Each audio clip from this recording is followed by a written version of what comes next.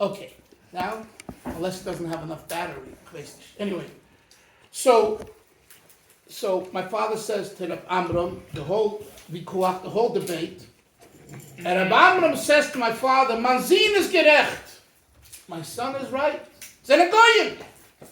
My father says, "Oim say zene goyim. If they're goyim, zentir Reb Amram arosha." The whole place, they wanted to devour my father. Ufen essen, verbrechen the beine. Like, you called it Amram Bloy Arosha. And my father thought he's going to mean Atanya. And he said, Reb Amram, of the erste Blättel on the first page of Tanya, the Alter Rebbe brings over there the Gemara, right? If you don't learn every moment, on the second page 10, I think it is today, in Tanya's, he says, he quotes Hikoris Tikoris. So my father turns to Rab Amram, Rab Amram, ihr lernt jedem Minute Torah? You learn every moment Torah? He didn't answer. My father said, the Far sind Tira Rosha. Oib, sie sind a Goyim, sind Tira Rosha. Oib, sind nicht Rosha, sind sie nicht Goyim. Make up your mind. Bottom line is, he was not given the message. But the next day, I think the Panim Chadoshes, I forget which, there was a paper then for the Torah Karta Yerushalayim, I forget now. Front page, Lubavitcher Bocher, chutzpet to Reb Amram and calls him a Russia. Why am I telling you the story? First of all, I think it's a good, cute story. But we talk about... I'm sure that wonders for publicity. What? I'm sure that wonders for the PR. Yeah. We talk about Yudalef Nissen, of Habrengen, and also cover the Rebbe's, Yemeledis, and the Rebbe. The Rebbe taught us, the Alter Rebbe teaches it in Tanya Periklam and Beis, but the Rebbe really brought it home to our generation, that every Yid is a good Yid. You know, Lipa sings there, what? A Yid, they have a song about a Yid. A Yid is holy. That's what I said earlier about the relationship. The semantics, the details, about Tzia Leit Tfilin, Tzia Daven, it's very important, no question about it, but that doesn't invalidate his Yiddishkeit as a Yid, as a full-fledged Yid. And this, the Rebbe hammered home for 42 years in his Fabrengens, in his Sikhs, in his letters, in his Yechidesim. And I could say, as someone who, travels and studies the world, especially the Frum community, the greater from the Litvische to the Chassidische to the Sfardische, it made an impact. It's still making an impact. It made an impact that now it's popular to have what they call the Kiruv organizations. And Bells, started outreach. What does Bells have to do with outreach? They based on Blat Gemara. Take a Gemara and learn. They're doing OSA outreach. In other words, it's no longer Nachlas Chabad. It's become Nachlas Haklal. It belongs to the populace. It belongs to every Yid. So in those years, in the 50s, when my father was with Reb Amram, it was a chidush. It was a double chodesh. And we had to break ground. And the same is with this book that I wrote, Lakewood Lubavitch, or Sakma Lubavitch. A lot of these issues that, of course, the young people didn't live through, but I lived through it. And probably some of you lived through it. In 1974, 75, when I was on a tank, we called the tanks against simulation, the Ryder yellow trucks, and we went in there, and we went out to Manhattan and here and there to put on film with Yidden, to talk to my Yiddishkeit. I got rocks thrown on the tank. Okay, this is not a Baba Mice. I'm telling you, I went through. From a people? Who do you think? I don't have to be Polish Bishmam. You figure it out. You don't have to be a science rocket scientist. Anyway, it's not the Geya. It's not the Geya. What's in the Geya is that period finished, and we can say it wasn't Hamas. You're saying? Yosef, we're on recording here, so just let me do the talking, okay? Anyway. So on one hand, did it make us stronger? I'd say yes, it made us stronger. Same time, we go through periods in Jewish history. We go through periods in our Yiddishkeit. and it's also important, the fact that there was a certain period when there was a certain occurrence doesn't mean it's that way today. It's not that way today. Tell you another story, a different story. There was a city, sometimes it was Russia, sometimes Poland, Ukraine, called Dukshitz. You ever hear about the city? I saw a city, Dukshitz. Dukshitz had a Litvish Misnagdish Rav. And this Rav had a shaykhit. One of the main shaykhim was a family, Chabad family known Gordons. You've heard of Josh Gordon, he's on Chabad.org, teaches, right? His Zayda was Rabbi Yochanan Gordon. Rabbi Yochanan was a shaykhit. In Chabad, there were two families that were shaykhim, the Jacobsons and the Gordons.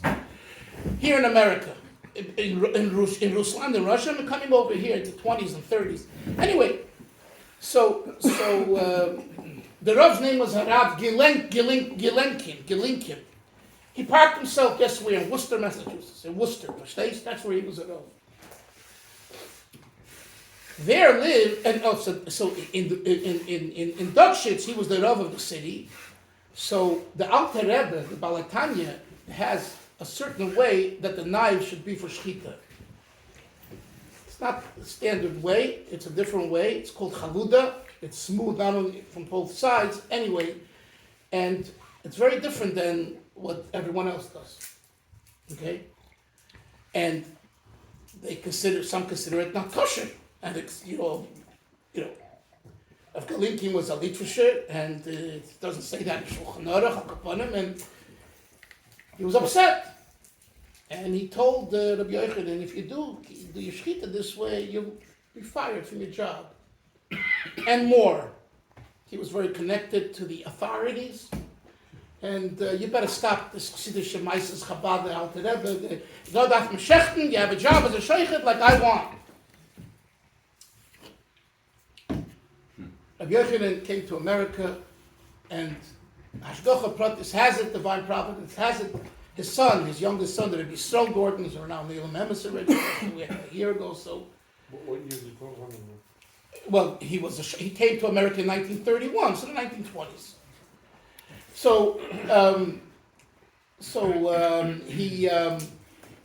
His son, Rebbe Yisrael, ends up being a Melamed, a teacher in Reb Herschel Fogelman, who was the shliach in Worcester from the Rayatz's time, the Frierdiker Rebbe. He takes a job there in the yeshiva. The Achit Mimim was called. The yeshivas for elementary is called in Chabad Achit Mimim. There's Toimchet Mimim, it's for the older Bacharim. Achet is the younger ones. Okay, so he's a Rebbe, and his father now says, and so who's the Rav in the Shtad? You know the story. He says, Harav Gelinkin. And Gordon's eyes pop out. And he says, aha. The next, he would visit him once a year.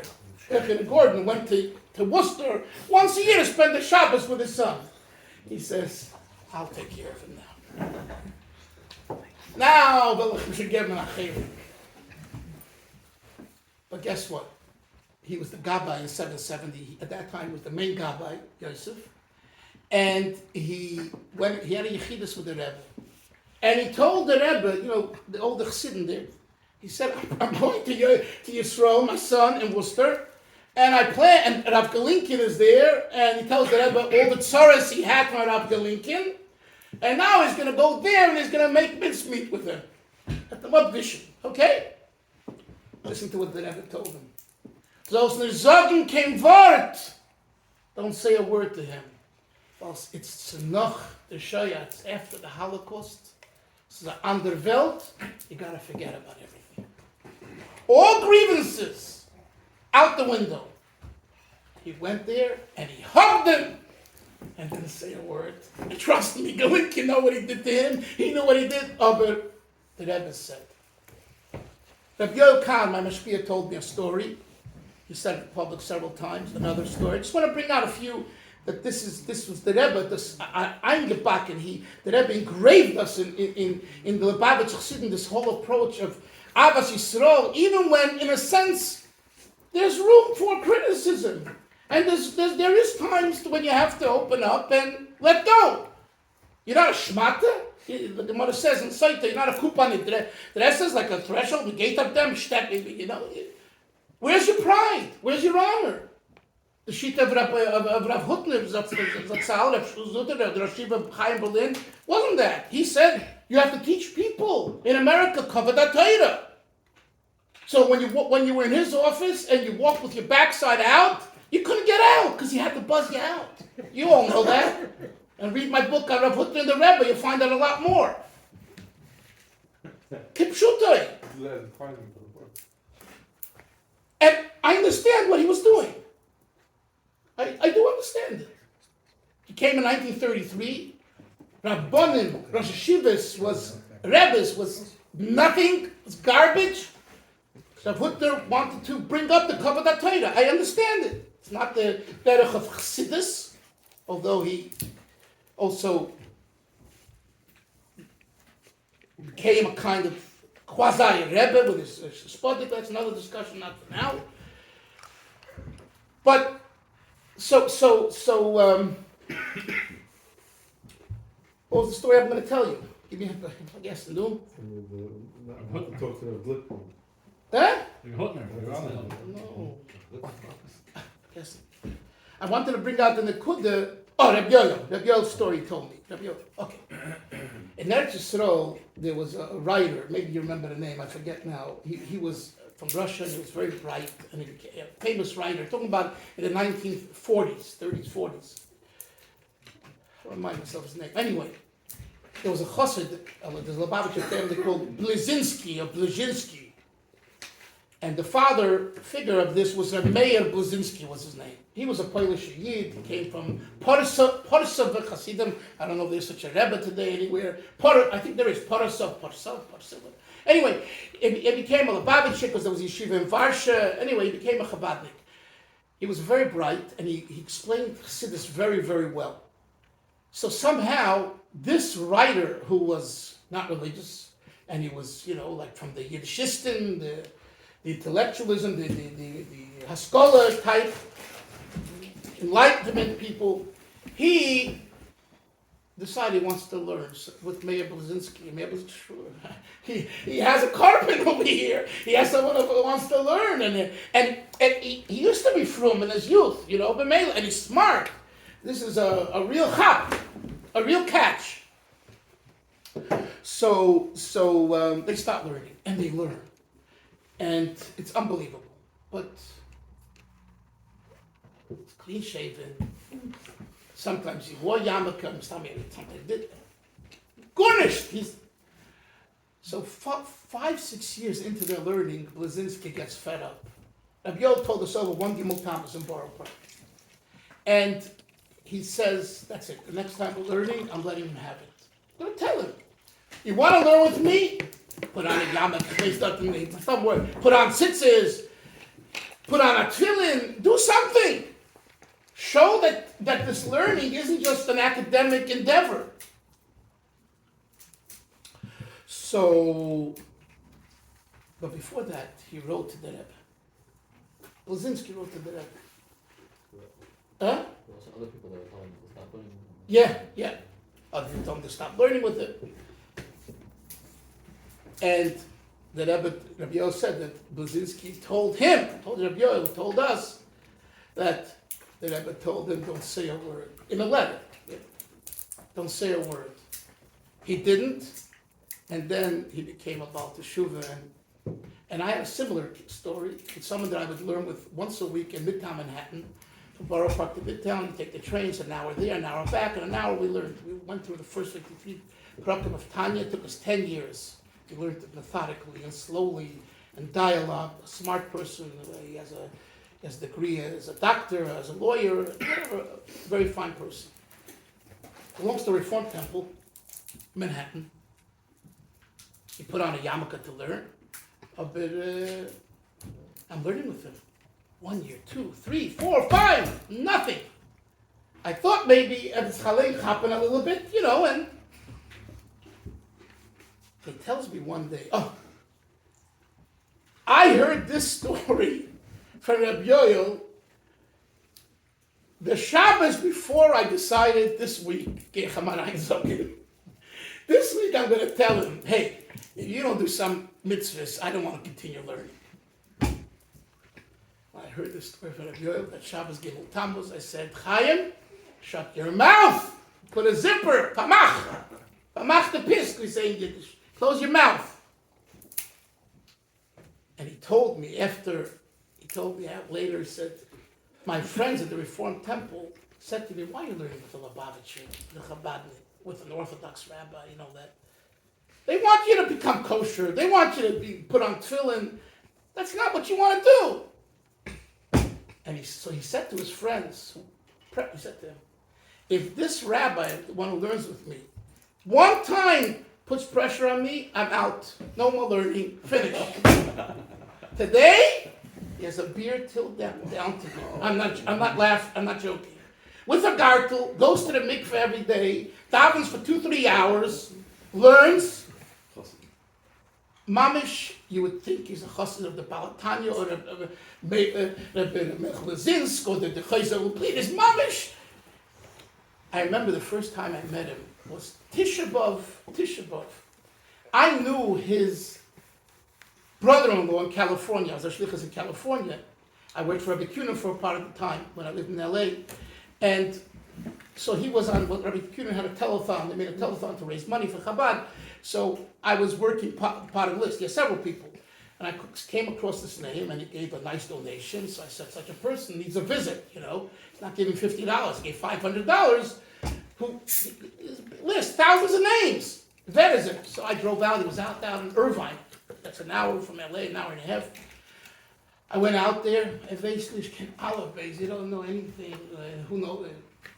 And I put on tefillin. It was a kafta b'lei monach tefillin. Never put on tefillin before. I put on tefillin with him. He doesn't know what tefillin. I explain what tefillin is. And so he tells me when I go out, I have a brother-in-law in New York. When I moved from LA back to yeshiva, brought me to the Babich yeshiva, brought me to work for them in New York. So I picked up the phone and I said, I know your brother-in-law. Would you like to learn some Torah? He said, Rabbi, I'll get back to you. Now, you know what that means, basically. Go somewhere. No, thank you. Mendel, my great uncle, Mendel Futefas, once talking to me, like it was Los Angeles in yeshiva, he said to me, Ich hab feind Amerikaner. I hate the Americans. I said, Mendel Vetter, we call him uncle. What do you hate about the Americans? He says, they say, mind your business. He says, by us in Russia, there's no such thing as mind your business. We're all in it together. And we each other. And I say, that's the way you grow. In America is mind your business. Don't come too close. Anyway, so he told me that so I met him on Tisha B'Av. So I took him to the Yoel. This was after the Gimel Tammuz. Took him to the Yoel at the Rebbe. And in the middle, we're talking. And I didn't want to ask him right there to put on tefillin. It was the afternoon already, but we're just talking. And he says, yeah, I'm not allowed to put on tefillin in the morning. I said, what? How do you know that? How do you know Tisha B'Av, you're not allowed to put it? He says, I read it in the back of the art scroll. It has halachas.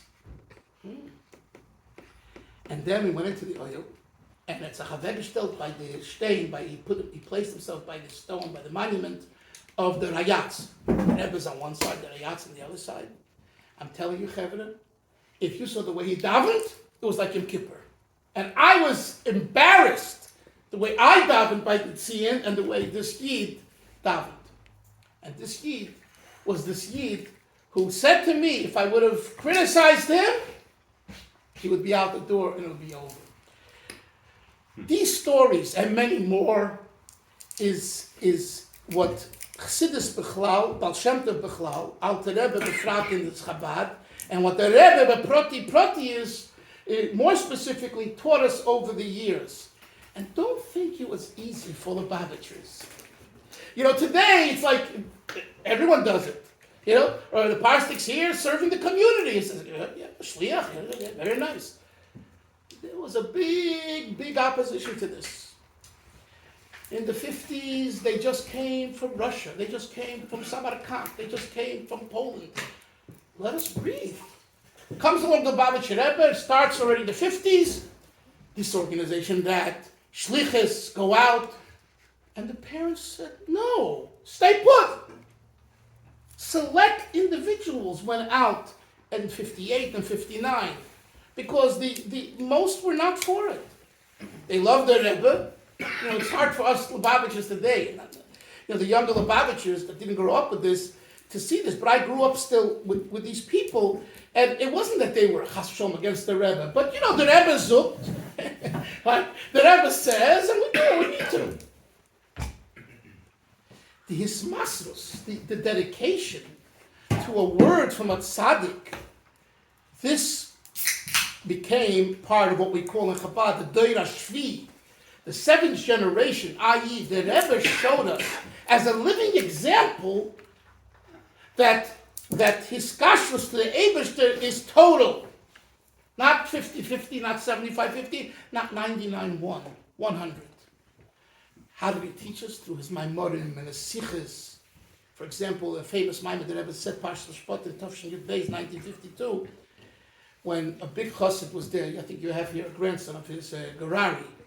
Rabbi Gerari, Tom's River. His Zayda was known as the chassid of Moshe Gerari. And he was his great-grandfather. He was known as a Maskil Chassidus. In other words, just like in BMG, there are certain people and certain that are the Iluyim of the yeshiva, right? Reb Moshe was the Ilui of Chabad Chassidus at his time. And we call that in Chabad a maskil. Not a maskil enlightenment, but a maskil of askola, understanding deeply Chassidus. He was in New York, that Shabbos, 1952, and he heard the Rebbe say this Maimon Chassidus, and they say that he wasn't at that time yet a chassid of the Rebbe. The Rebbe became Rebbe in 51, right? This is 52. A young man with a schwarze Bart and a black beard. The Meir turned him upside down. What did the Rebbe say then? The Rebbe said like this. The Rebbe said that all the different levels, all the different feelings of love for Hashem, awe for Hashem, ava, yira, ratzon, will for Hashem, kind of pleasure, are all selfish. Why? Because we have a mission. And he interpreted the Gemara, Rabbi Yochanan Mazakai, Rabbi Yochanan says, I don't know, what's going to be after 120? Am I going to Gan Eden or the opposite, right? Fred, and all of the Shaila, everyone asks, Rabbi Yochanan Mazakai, did you know? You and I might know. I don't know. But Rabbi Yochanan didn't know it. The learned Kol HaYom Tuli. He learned every moment.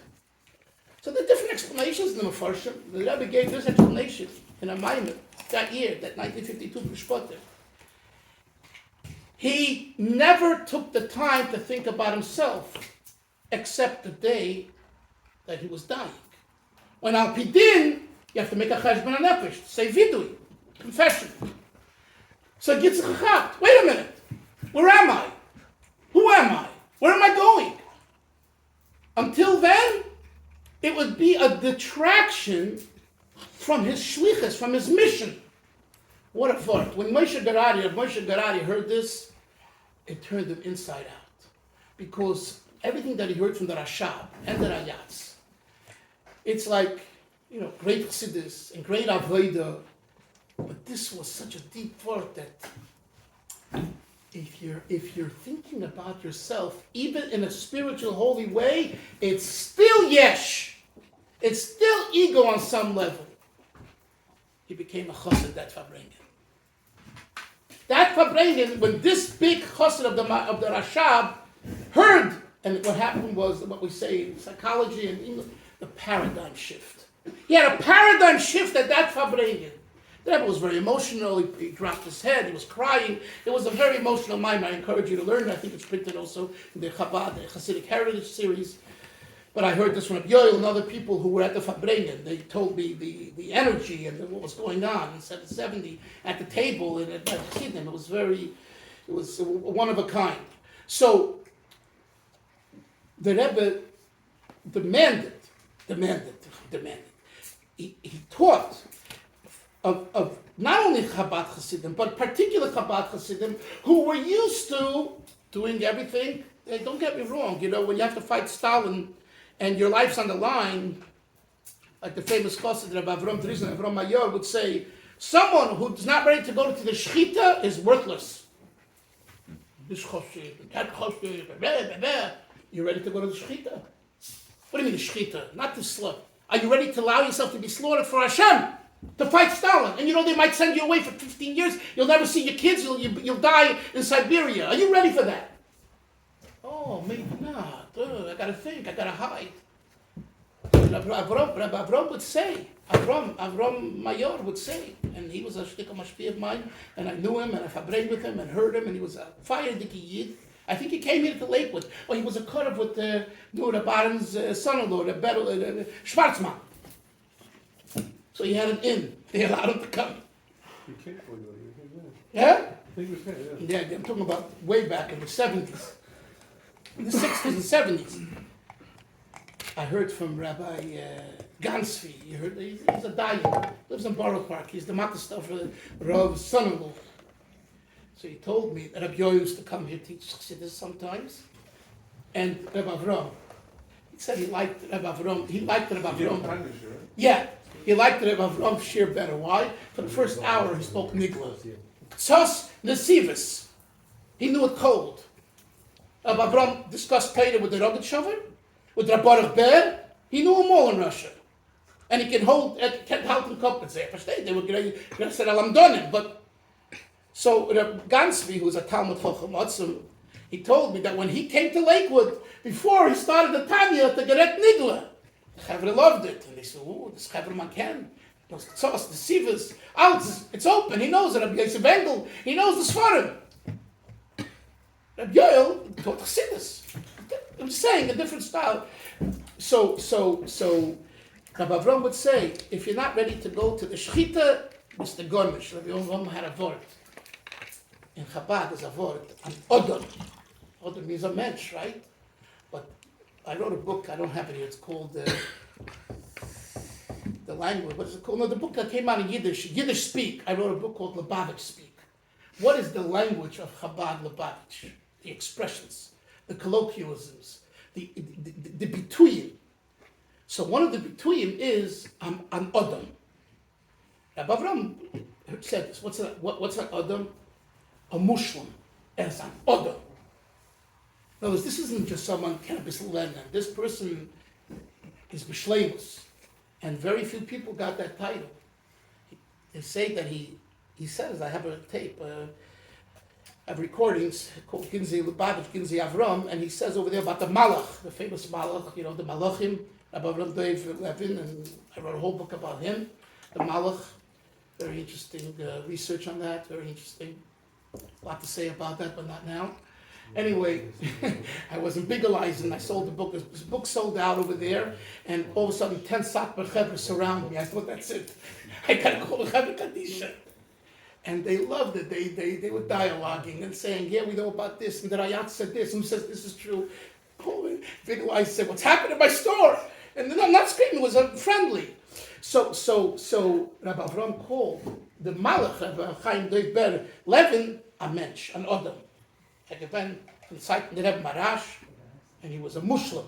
He was known until he and the Rayats had it out, and the Ganze Meise, what happened with the Rasha, but Ganze Meise is not, again, out the problem, the details. So, this idea of Mesiras Nefesh, it's always in the Sfarim, but to bring it from the Sfarim, right, and this is what Torah, you're learning yeshivas, the young Bachar in here. When you're learning yeshiva, there's one thing learning, having idea, then there's another thing living it, and not just living it being from. That's versteht. We're talking about living it when you go to business, living it when you walk in the street, living a living Yiddishkeit. And this is what we saw growing up with the Rebbe and listening. I heard it for 25 years, from the early 70s till the Stalkos, Gibel Tammuz. What did I see? What did we see in this Yid? We saw in this Yid that it's not just lip service. And besides his Ga'inus and Torah that you can see in the Sikhs and the Maimorim, and now I'm learning with a few people the Haggadah. You know what's in the Rebbe's Haggadah? Just take a look for yourself in the next week. Somehow, give a look there in just one piska. You'll see he goes through Shas, Kabbalah, Chassidus, Medrash, Abu Dram, Shivli Aleket, the Netziv Sfarim.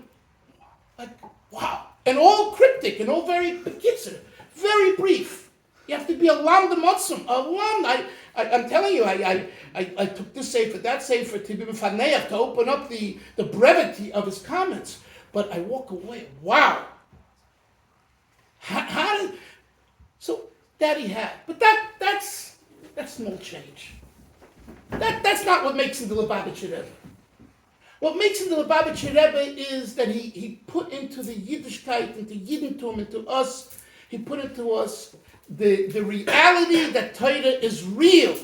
Real in the sense that it's not just a yediyah. You have to live with it in your daily life.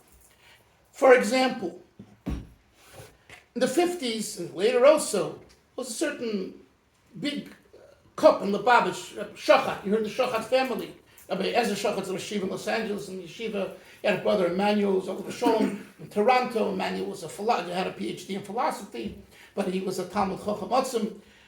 So the Rebbe wrote him. He told the Rebbe he's going to Eretz Yisrael. You know, the Rebbe wrote him in a zettel. Make sure you declare what you have. Now, come on. You know what I'm saying? A bissel do, you know what I'm saying? If you're going to Eretz Yisrael and you're asking me, you want a bracha, you declare what you have. There's no monkey business here. I'm not saying that Rebbe is the only one. I'm not saying that, but I'm saying this is a Yiddishkeit that's very, very real and down to earth, and the implementation of Teiras Hashem in the Elam Hazeh. Another story. Actually, let's sing a niggin, and you take off the machine, my thing, for a minute. Say l'chaim.